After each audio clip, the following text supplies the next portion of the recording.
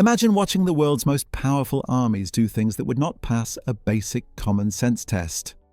Hello, you are on the channel 33 Facts. Here we share amazing stories, scientific misconceptions, and unexplained facts. Get comfortable. Let's begin. First fact, Napoleon's snowbound disaster in Russia was not a brilliant campaign ruined by bad luck, but a textbook example of an idiotic invasion. Napoleon marched his grand army into Russia without properly calculating distances, supply lines, or the brutal reality of winter. He assumed a quick victory, imagined that taking Moscow would force the Tsar to surrender, and trusted that his reputation alone would break Russian resistance. Instead, the Russians kept retreating, burned their own resources, and refused a decisive battle. When Napoleon reached Moscow, he discovered a largely abandoned, burning city that could not feed his army. He had marched hundreds of thousands of men into a country prepared to sacrifice land and cities in exchange for time, frost, and hunger. When winter hit in full force, the lack of food, winter uniforms, and clear retreat routes turned a proud invasion into a slow-motion self-destruction. And it gets more interesting. The French logistics were so poor that soldiers marched on roads already stripped of supplies by earlier columns. Horses died by the tens of thousands, wagons were abandoned, and artillery had to be left in the snow. Disease, desertion, and cold killed more men than Russian bullets. Napoleon, who had been meticulous in earlier campaigns, now relied on optimism and vague assumptions.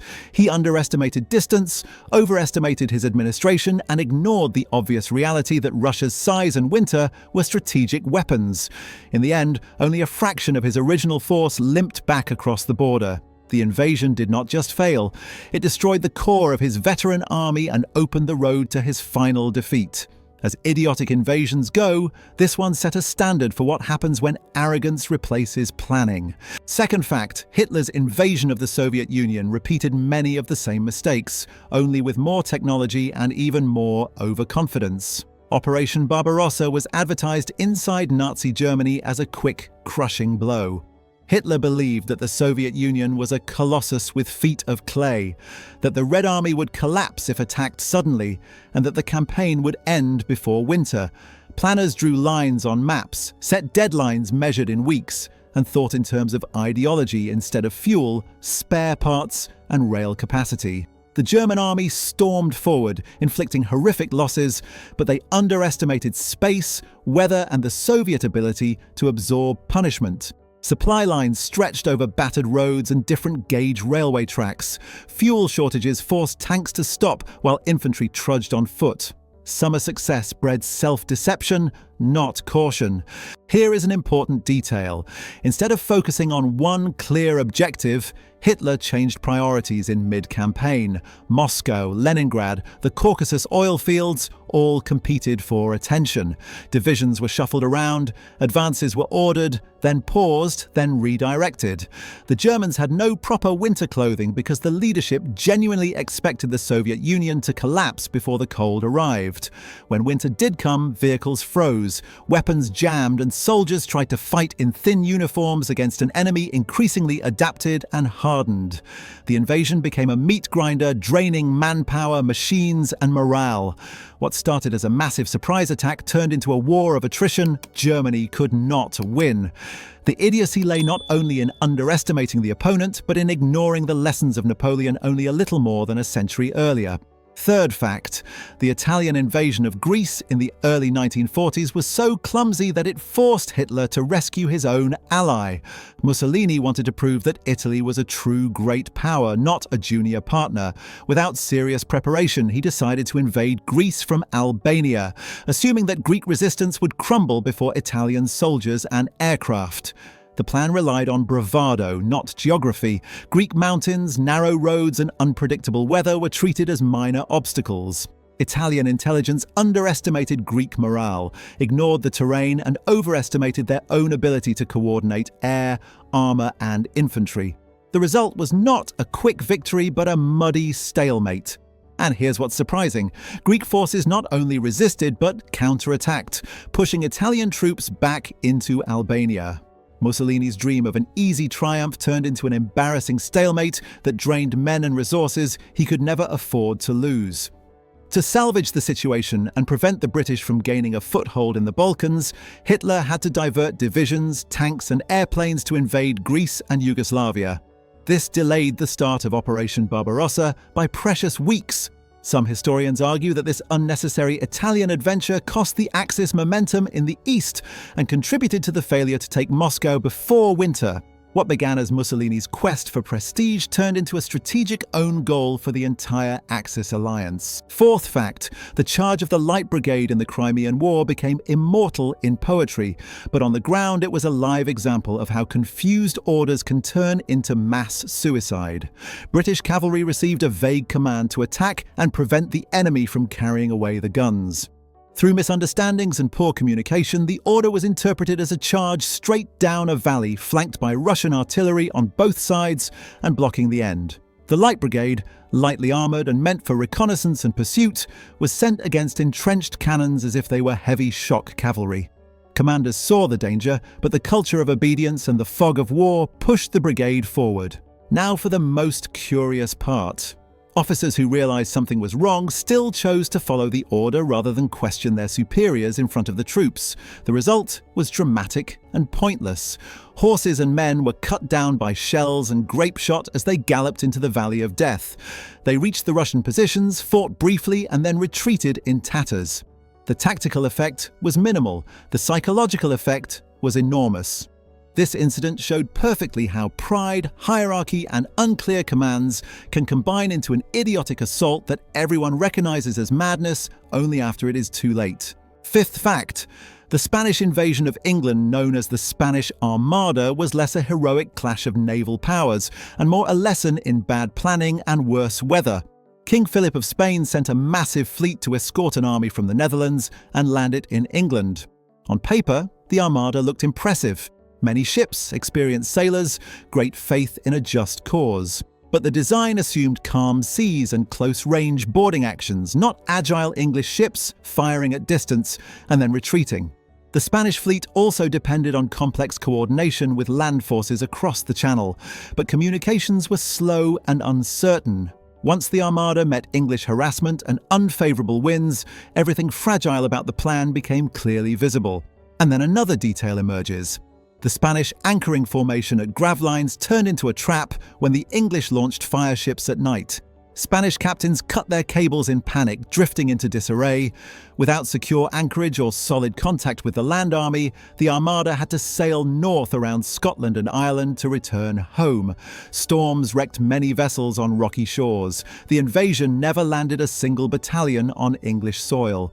The idiocy was not in courage or faith, but in building a grand strategic plan on weather assumptions and delicate timing that reality quickly destroyed. Sixth fact. In the late 19th century, Italy tried to build a colonial empire by invading Ethiopia, assuming it would be an easy victory over what they called a backward African kingdom. At Adwa, they learned how idiotic racism can be when it contaminates strategic thinking. Italian leaders believed that Ethiopian forces would be poorly armed and disorganized. They underestimated Ethiopian numbers, modern weapons purchased from abroad, and the unifying leadership of Emperor Menelik. Italian troops advanced in separate, poorly coordinated columns with weak understanding of the terrain and local supply options. They expected the enemy to scatter at the sight of European uniforms. But there is another version of the story that makes this invasion look even worse. Some Italian officers warned that their maps were inaccurate and their units overextended, but political pressure pushed the advance forward. Ethiopian forces moved quickly, concentrated superior numbers, and attacked Italians at Adwa with determination and local knowledge. Italian formations were defeated badly. Thousands were killed or captured. The invasion collapsed, the dream of easy colonization died, and Italy suffered a humiliating diplomatic and psychological blow. The lesson was clear but often ignored later.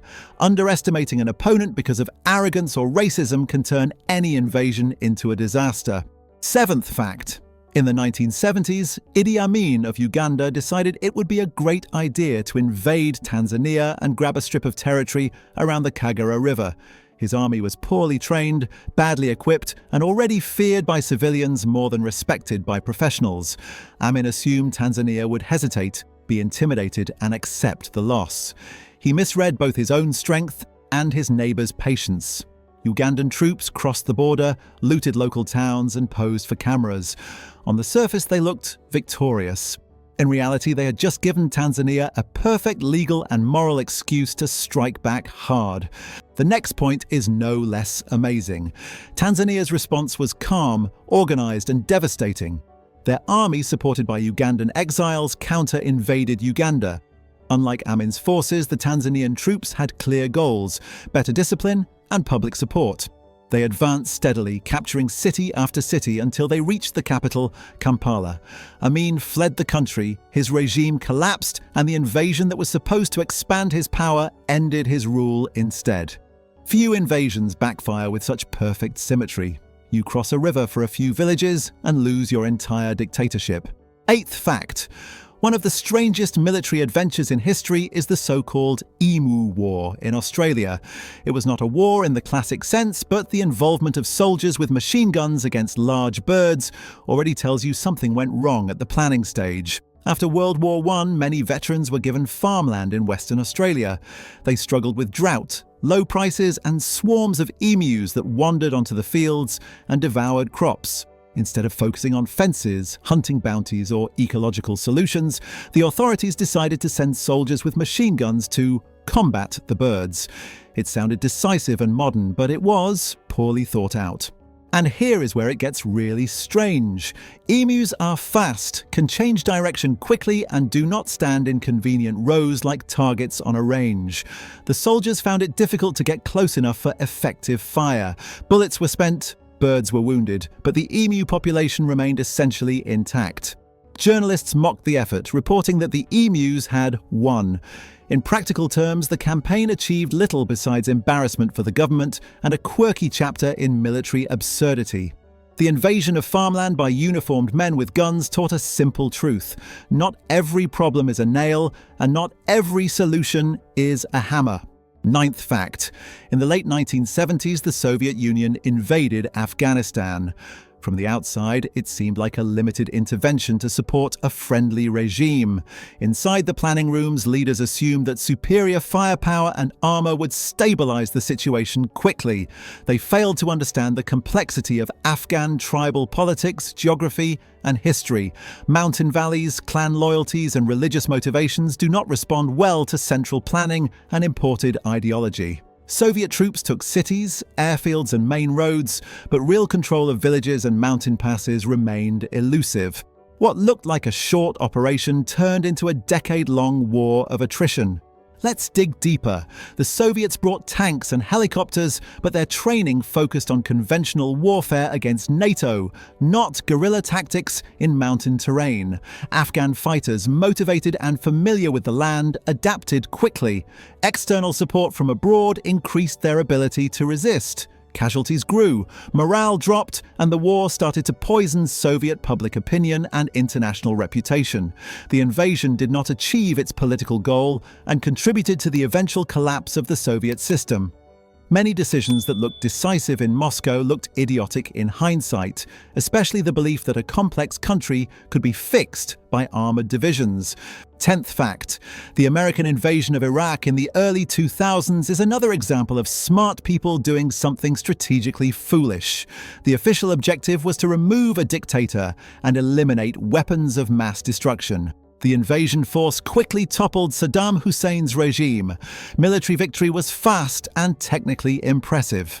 But the planning for what came after was disastrously thin. Decision-makers assumed that Iraqi institutions could be rebuilt easily, that ethnic and religious tensions would stay manageable, and that occupation forces would not face prolonged resistance. The army was disbanded, large numbers of officials were banned from public life, and state structures collapsed almost overnight. Now pay attention. This created a power vacuum filled by looters, militias, and insurgents. American forces trained for conventional combat suddenly faced improvised explosive devices, sectarian violence, and a population angry at humiliation and chaos. Long-term strategic goals became blurred, while short-term security crises multiplied. The invasion not only failed to bring the promised stability, it contributed to the rise of extremist groups that took advantage of the disorder. The idiocy here lay not in the ability to win battles, but in the refusal to take seriously the obvious question: what happens after the victory parade? 11th fact. During World War I, the Gallipoli campaign stands as a solemn monument to overconfidence and miscalculation. Allied planners believed that by forcing the Dardanelles Strait and landing troops on the Gallipoli Peninsula, they could knock the Ottoman Empire out of the war, open a sea route to Russia, and change the strategic balance. The Navy tried first, but ships struck mines laid in predictable locations. Instead of thoroughly clearing them, commanders pushed forward and lost several battleships. When the naval plan stalled, they decided to land soldiers on steep, well-defended beaches with poor maps and limited knowledge of terrain. They anticipated weak resistance. They were wrong. And then another detail emerges. Once troops were pinned down on narrow beaches overlooked by Turkish positions, the campaign turned into static trench warfare on deadly slopes. Heat, flies, disease, and poor sanitation killed almost as many as bullets and shells. Attempts to break the stalemate with new landings or assaults simply produced more casualties. Local Ottoman commanders, aware of the terrain and defending their homeland, resisted fiercely. After months of suffering, the Allies evacuated, leaving behind graves and bitter lessons. The idiotic part was not the courage of the soldiers, but the naive belief that forcing a narrow strait and seizing a peninsula could be done with incomplete intelligence and wishful thinking. 12th fact. In the late 19th century, France invaded Mexico under Napoleon III, hoping to install a friendly Emperor Maximilian and gain influence in the Americas. The logic ignored one simple fact: the United States, though weakened by civil war, would never accept a European puppet on its doorstep. French leaders also underestimated Mexican nationalism and the difficulty of sustaining a distant occupation across a vast, varied landscape. At first, French troops captured cities and installed Maximilian as emperor. On paper, it looked like a success. In reality, the new regime depended almost entirely on foreign bayonets. And here's what raises questions. Once the American Civil War ended, the United States increased diplomatic and moral pressure on France. At the same time, Mexican Republican forces fought a determined guerrilla campaign, slowly regaining territory. Keeping an expeditionary force in Mexico became expensive and politically unpopular in Paris. Napoleon III, worried about European affairs, eventually withdrew support. Maximilian was captured and executed by Mexican forces. The invasion had accomplished nothing lasting and damaged French prestige. It was an idiotic attempt to play imperial chess without counting the real cost of each move. 13th fact. The British attempt to invade Afghanistan in the 19th century during the First Anglo-Afghan War was another case of a great power walking into a mountain trap. British authorities in India feared Russian influence in Central Asia and decided to replace the Afghan ruler with someone more friendly. They marched an army through harsh passes, set up garrisons, and tried to rule indirectly. They believed that their presence and subsidies would keep things calm. Instead, their interference fueled resentment. Afghan tribes, proud and fiercely independent, saw foreign troops as occupation forces supporting an unpopular ruler. The next detail may surprise you. As unrest grew, British officials still clung to the illusion of control. They believed agreements and limited concessions would calm the situation. When a major uprising erupted in Kabul, they were caught off guard. Eventually, a retreat from Kabul to Jalalabad was negotiated, supposedly under safe conduct. The column, filled with soldiers, camp followers, and families, was then attacked in mountain passes and almost completely destroyed. Only a tiny number reached safety. The invasion ended in humiliation, serving as an early warning that Afghanistan does not welcome being treated as a board square in someone else's game. 14th fact. In the 1870s, France, newly formed as the Second Empire, believed it could quickly defeat Prussia and assert dominance in Europe. Instead, the Franco-Prussian War turned into a rapid disaster. Emperor Napoleon III underestimated Prussian organization, training, and logistics. He expected a short campaign fought on foreign soil with glory and limited risk. Mobilization, however, was chaotic. Units lacked clear plans, rail timetables were poor, and coordination between commanders was weak. Prussian forces, on the other hand, had meticulous rail schedules, efficient staff officers, and clear objectives. But there is a nuance. The French political leadership did not just miscalculate enemy strength, they also misread their own. Believing in the prestige of the empire, they ignored warnings about outdated rifles, weak artillery doctrines, and divided command structures. When battles finally came, French forces suffered quick defeats. Napoleon III himself was captured at Sedan, and Paris was eventually besieged. The attempt to gain prestige ended with the fall of the regime and the unification of Germany under Prussian leadership. It was an invasion fueled by vanity and illusions that collapsed under the weight of reality. 15th fact: Japan's decision to attack the United States and quickly invade Southeast Asia during World War II contained a core of strategic madness. Japanese planners understood that the United States had enormous industrial potential, but they hoped that a shocking blow at Pearl Harbor, combined with rapid seizures of colonies, would force Washington to negotiate. It was a gamble against demographics and steel mills. The attack on Pearl Harbor damaged ships and killed many sailors, but crucially missed American aircraft carriers and fuel depots. Instead of breaking American resolve, it united public opinion behind a long war. And here's another example. While Japanese forces advanced rapidly into the Philippines, Malaya, and the Dutch East Indies, they underestimated the difficulty of defending such a vast perimeter against a larger industrial power willing to fight to the end. Each new conquest extended supply lines, created new coastline to defend, and required garrisons that could not be spared. The invasion wave that looked unstoppable in the first months contained the seeds of its own defeat. Once American shipyards and factories fully mobilized, Japan faced a relentless counterattack it could not match. The idiotic part was believing that you can hit a giant, hope it panics, and ignore what happens when it instead wakes up angry. 16th fact: in the 1960s, the United States escalated its involvement in Vietnam. While it was not a classic invasion with a flag planted in the capital, it was a large-scale military intervention that assumed technological superiority could compensate for political weakness. The idea was that bombing campaigns and ground operations would break the will and capacity of North Vietnam and its allies. But the planners misread the nature of the conflict. For many Vietnamese, this was a national and ideological struggle, not a local disturbance. The jungle terrain, complex network of tunnels, and local support for guerrillas made conventional metrics of victory misleading. It's time to move on to the crucial element. The United States measured success in body counts and destroyed targets, assuming that enough damage would break the enemy's capacity to fight. Instead, every heavy bombing raid also fueled resentment and strengthened the narrative of resistance. Political corruption in South Vietnam, cultural misunderstandings, and the lack of a clear, achievable end state turned the intervention into an open-ended commitment. The idiocy was not in the skill of individual soldiers or pilots, but in the insistence on applying a conventional victory model to a profoundly unconventional war. 17th fact: in the early 1980s, Argentina's military junta decided to invade the Falkland Islands, hoping to rally domestic support and regain territory claimed for generations.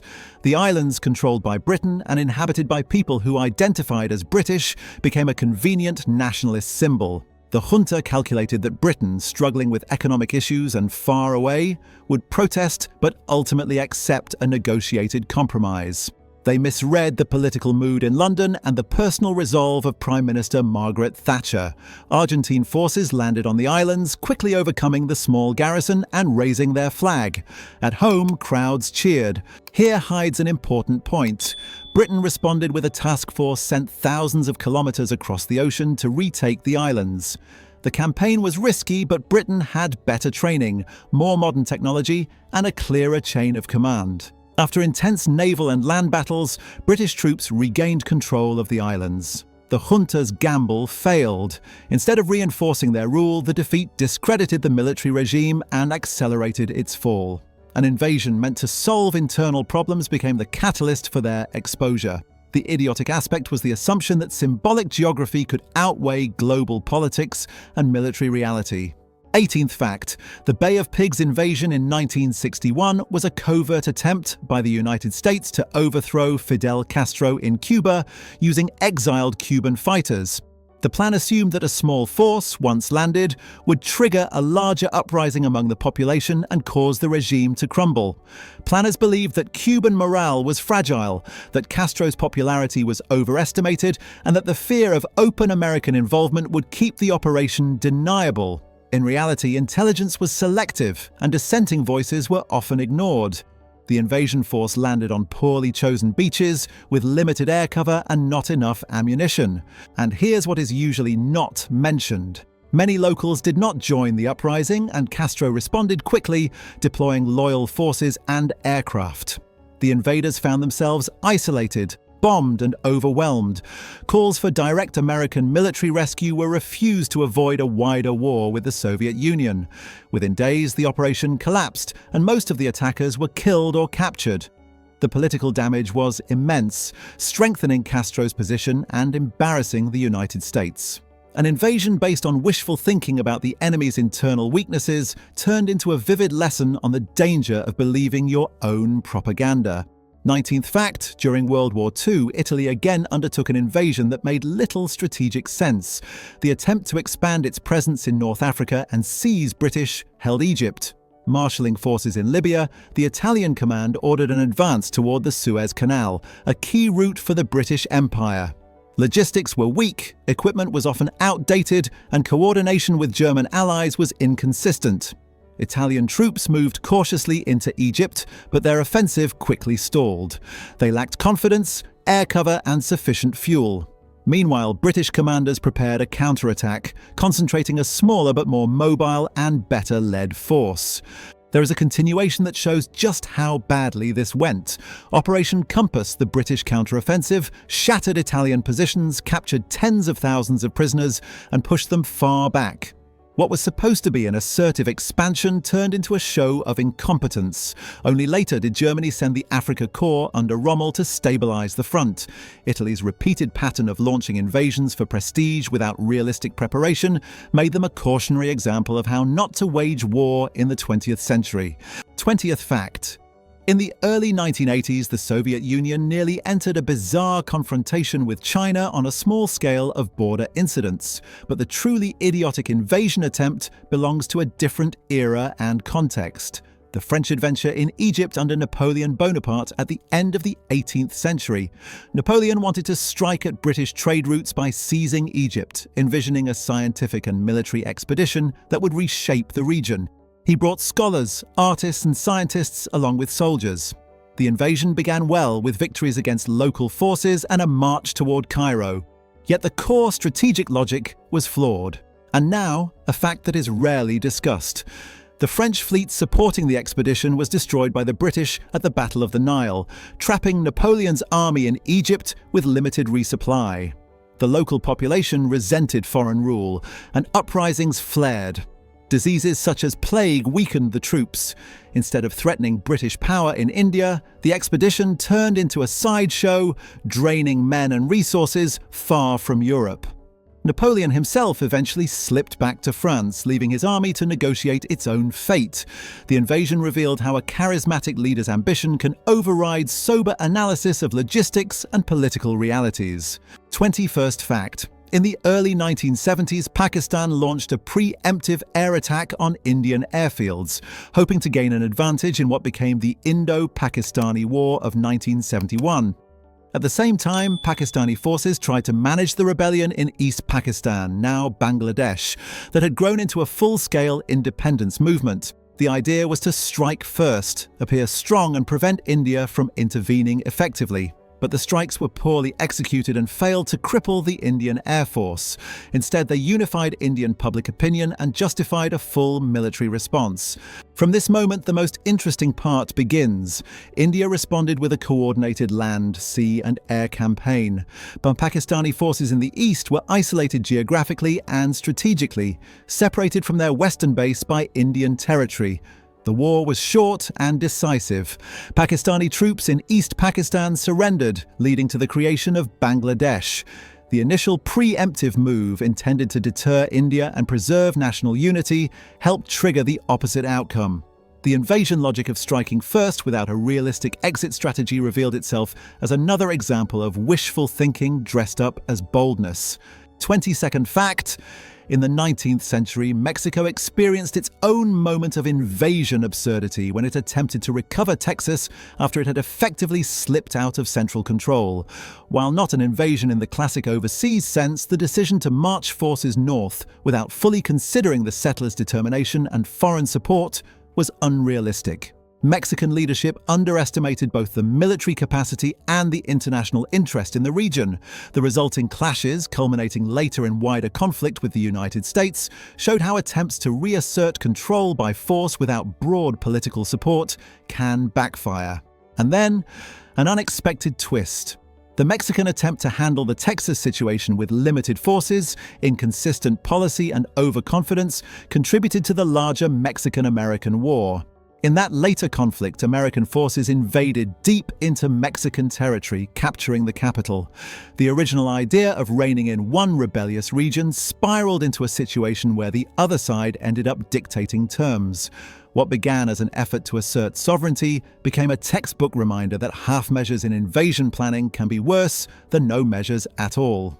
23rd fact: during World War II, Hitler's decision to invade Greece and Yugoslavia right before attacking the Soviet Union must be mentioned separately from Italy's failures. After Italy's fiasco in Greece, Hitler feared British influence in the Balkans and decided to secure his southern flank.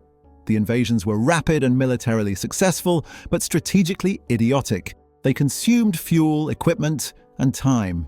German paratroopers suffered heavy casualties capturing Crete. The campaigns delayed Operation Barbarossa, pushing it closer to the onset of autumn rains and winter cold. This moment changes everything when we look at the bigger picture. Those few weeks of delay may not have been the only reason, but they contributed to German forces reaching the outskirts of Moscow just as the weather turned. Roads became mud, temperatures plummeted, and supplies ran short. In other words, a detour to clean up an Allies' mess and secure a region that posed no immediate existential threat helped to wreck the main invasion plan. It was a classic case of winning every tactical battle and losing the strategic war.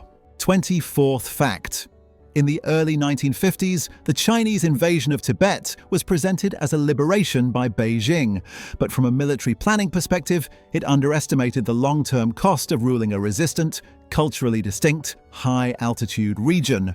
At first, the People's Liberation Army moved relatively smoothly, facing limited organized resistance. The terrain was harsh, but the technological gap and the sheer size of the Chinese force ensured success. However, the political objective of permanently integrating Tibet required more than marching in. It demanded legitimacy in the eyes of local people, something guns cannot manufacture. Let's look at the next point. Over time, uprisings, resentment, and international criticism grew. Suppressing dissent requires troops, surveillance, and political energy that could have gone elsewhere. The invasion succeeded militarily but created a long-term administrative and moral burden. Strategic idiocy does not always reveal itself in immediate defeat.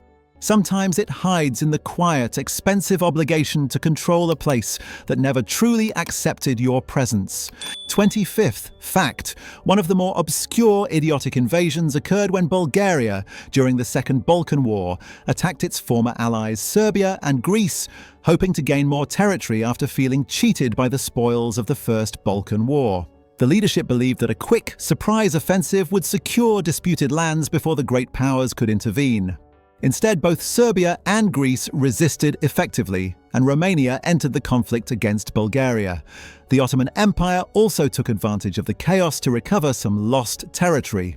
Bulgaria found itself fighting on multiple fronts with inadequate resources. Let's move forward to the key lesson. Within weeks, the situation deteriorated, and Bulgaria had to sue for peace, losing land instead of gaining it. The invasion had been based on short-term emotional anger over borders, ignoring the basic rule that picking a fight with several neighbors at once is rarely wise. The Second Balkan War stands as a sharp reminder that envy and impatience make poor strategic advisors. If you enjoy our videos about amazing facts, myths, and bold debunking of lies, support us with a like and write the number 1 in the comments. If not, write 0. This way we will understand what really interests you and make our next episodes sharper, deeper, and more useful for you. 26th fact. In the ancient world, Persia's repeated attempts to invade Greece made a kind of sense from the imperial point of view. But one campaign in particular, the Second Persian invasion under Xerxes, was laden with overconfidence. Xerxes gathered an enormous army and navy intending to crush the Greek city-states once and for all. He built a canal through Athos and had bridges of boats laid across the Hellespont. The scale was breathtaking. However, coordinating such a gigantic multinational force across narrow straits and rugged coasts was a nightmare. Persians underestimated the naval skills of the Greeks and the strategic unity that fear can produce among rivals. Now, what is often hidden in simple retellings. Despite early successes on land, the Persians lost key naval battles, most notably at Salamis, where the size of their fleet became a hindrance in constrained waters. Their supply lines were long and vulnerable. Feeding and organizing such a massive army in hostile territory proved remarkably difficult. Eventually, the invasion failed and the Persians retreated. The idiocy here is not that the invasion happened, but that it relied on scale and intimidation instead of flexible planning and real respect for local conditions. 27th fact. During World War II, the Japanese invasion of British-held Singapore was launched with swagger. Singapore was considered an impregnable fortress with heavy guns pointing out to sea. British commanders were confident that any attack would come from the water. Japanese planners studied the map and chose the less defended option: attack through the Malayan Peninsula using bicycles, speed, and surprise. At first this sounds clever, not idiotic, yet the broader decision to invade while underestimating the supply challenges and the eventual response of the Allies sows the seeds of foolishness. And here's what's really interesting. Once they captured Singapore, the Japanese had to defend long-stretched supply lines down the peninsula and across the region, just as American industrial power was gearing up. Furthermore, the British miscalculation in focusing defences toward the sea left civilians and soldiers vulnerable to a campaign whose success was almost invited by their own blindness. On both sides, planners clung to preconceived ideas about how and from where an invasion must come. When opponents think in straight lines, even a modest curve looks brilliant, but the larger invasion strategy still ignored long-term sustainability. 28th fact. In the medieval period, the Fourth Crusade produced one of the most off-track invasions in history.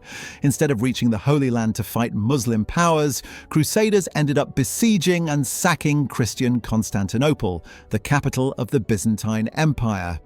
The original plan was to transport a large army by Venetian ships to Egypt or the Levant. When the Crusaders could not pay Venice for the fleet, the Venetians offered a deal: help them capture a rebellious city and then, later, intervene in Byzantine politics to restore a claimant to the throne. Step by step, the Crusader force drifted away from its declared purpose. The next detail may surprise you. In the end, they stormed Constantinople itself, looting and destroying treasures of a city they were supposedly allied with in faith. The Byzantine Empire was fatally weakened, opening the door for its later conquest by the Ottomans. The idiotic invasion here was not a single battle, but a creeping chain of decisions based on debt, greed, and short-term gains that completely abandoned the original mission. It shows how an invasion can start with one aim and end with something entirely different, leaving everyone worse off. 29th fact. In the early modern period, Sweden under King Charles XII invaded Russia during the Great Northern War. At first, Swedish forces were highly successful in Europe, and Charles believed that his well-trained army could defeat anyone. When he advanced into Russia, he repeated a now familiar pattern, ignoring distance, climate, and the enemy's adaptability. The Russians used scorched earth tactics, burning crops and villages, leaving little for the Swedish troops to feed on. Supply caravans struggled over long routes. As the army marched deeper, it became weaker. And here's what's surprising. At Poltava, the exhausted Swedish forces faced a Russian army that had been given time to grow and modernize. The Swedish defeat was decisive. The invasion shattered Sweden's status as a major power and helped Russia emerge as a dominant force in Eastern Europe. Charles's refusal to recognize that courage and past victories cannot overcome geography and logistics turned a bold campaign into a strategically idiotic march toward national decline. 30th fact: one of the strangest minor invasions took place when Britain invaded the tiny island of Anguilla in the late 1960s. Anguilla had declared independence from the associated state of St. Kitts and Nevis, largely because locals felt neglected and misruled. The British government, embarrassed by what it saw as a small rebellious territory, decided to send paratroopers and police to restore order and reassert control. The operation involved disciplined troops landing with full equipment, prepared for resistance. Instead, they found mostly calm streets and a population that was more bemused than hostile. Let's move on. The sight of heavily armed soldiers facing unarmed locals on a small Caribbean island did little for Britain's international image. There was no meaningful combat, but the invasion looked, to many observers, like an overreaction. Eventually, negotiations, not force, settled Anguilla's status. The operation has since been cited as an example of how a country can use a hammer where a handshake would have sufficed, turning a minor political problem into a global media curiosity. 31st fact: in the early 2000s, Russia invaded Georgia after escalating tensions over the separatist regions of South Ossetia and Abkhazia. From a narrow tactical perspective, Russian forces achieved their goals quickly, pushing Georgian troops back and asserting control over disputed areas. However, the invasion was strategically foolish in another sense. It pushed neighboring countries closer to NATO, damaged Russia's reputation, and set a precedent that would haunt the region in later years. The belief that a short, sharp war would solve complex ethnic and political disputes underestimated the long memory of neighboring states and the international community. And here is where it gets really strange. Instead of deterring future alignment of nearby countries with Western alliances, the invasion signaled that Russia might use force to settle disputes along its borders. For many small states, that became a reason to seek even more outside support, not less. The idiocy of such invasions lies in the gap between immediate satisfaction and long-term strategic loss. 32nd fact: one cannot ignore the equally controversial and costly Saudi-led intervention in Yemen. Launched with the stated aim of restoring the internationally recognized government, the coalition assumed that air power and limited ground operations would quickly bring the Houthi movement to heel. They underestimated both the local resilience and the complexity of Yemeni politics and alliances. Airstrikes caused widespread damage, civilian casualties, and infrastructure collapse, but failed to produce a decisive victory. The conflict turned into a grinding humanitarian crisis with no clear end in sight. And the next point is no less amazing in its bleakness. Far from securing their borders and influence, the intervening powers found themselves mired in a war that drained resources, damaged their international standing, and opened space for extremist groups to operate in the chaos. An intervention that was supposed to demonstrate strength instead exposed strategic weakness and political short-sightedness. When leaders imagine that a few months of bombing can reshape a fractured country, the gap between imagination and reality becomes painfully clear. 33rd fact: finally we return to one of the most symbolic modern invasions, Russia's move into Ukraine in the 21st century. The leadership appears to have believed that Ukrainian resistance would crumble within days, that the government would flee, and that the world would respond with limited sanctions and swift resignation. Instead, Ukraine mobilized, society rallied, and international military and economic support poured in. Russian forces, expecting a parade, met determined defense. Long convoys stalled, logistics faltered, and early attempts to seize the capital failed. The initial plan, built on secrecy and speed, collided with stiff resistance and open information. Let's move forward to the hardest part to admit. The invasion unified NATO, strengthened Western coordination, and inflicted long-term economic damage on Russia itself. It also permanently changed how neighbors view their security. An operation intended to pull a neighboring country closer and prevent its Western integration accelerated exactly the opposite. Few invasions in recent memory demonstrate so clearly how misreading another nation's identity, morale, and allies can turn a bold gamble into a slow, grinding catastrophe. Now, when we look at all these stories side by side, something becomes clear. What makes these invasions idiotic is not the courage of the soldiers or even the technology of their time. It is the same repeating pattern: overconfidence, underestimation of the enemy, ignorance of geography and culture, and a total lack of serious thinking about what happens after the first victory. Some historians argue over details: how much weather mattered, which advisors were ignored, whether certain invasions were inevitable. Others focus on ideology, economics, or personal psychology of leaders. Many of these episodes remain controversial, with competing versions and political interpretations. But one thing is not in doubt: whenever ambition outruns analysis and whenever leaders mistake their own fantasies for reality, history tends to respond with the same harsh verdict.